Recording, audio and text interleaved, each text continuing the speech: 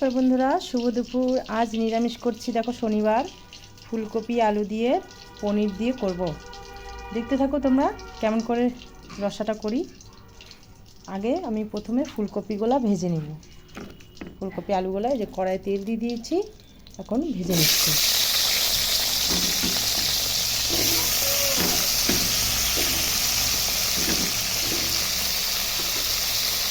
একটু লবণ দিয়ে দেবো,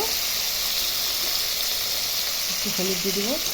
এখন ফুলকপিটা ভালো করে ভাজা ভাজা করব।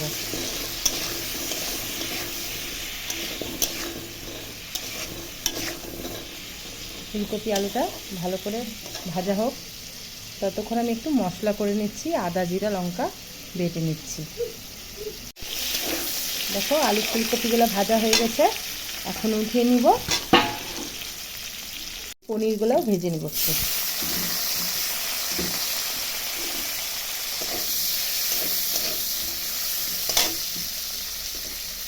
একটু লবণ দিয়ে দেবো।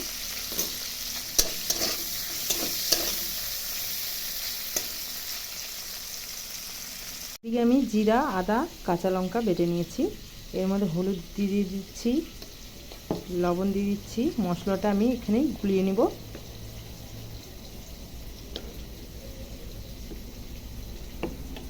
এগুলো আমার ভাজা হয়ে গেলে উঠিয়ে নিচ্ছি। ওই তেলে এখন একটা শুকনো লঙ্কা ফোড়ন দিচ্ছি। শুকনো লঙ্কা একটু ভেজে নেব। একটু সাদা জিরা ফোড়ন দিয়ে দিলাম।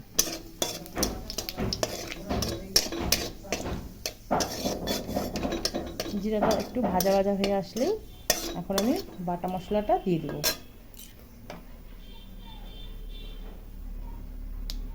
বাটা মশলাটা দিয়ে দিচ্ছি।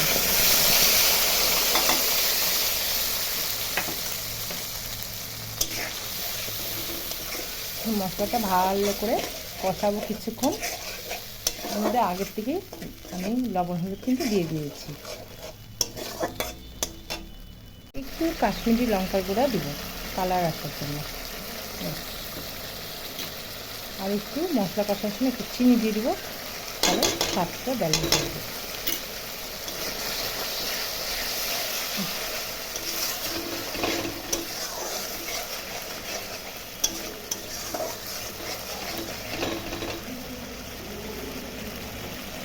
দেখো, মশলাটা কি সুন্দর কালার এসেছে না? আর এই তেলও ছেড়ে দিয়েছে।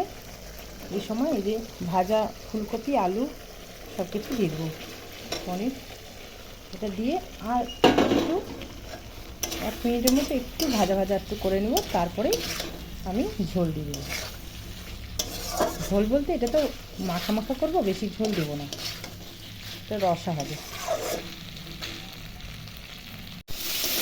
আমার দেখো আরও 1 মিনিট ভাজা ভাজা করে নিলাম ভালো করে মশলার সাথে। এখন ঝোল দিয়ে দিচ্ছি।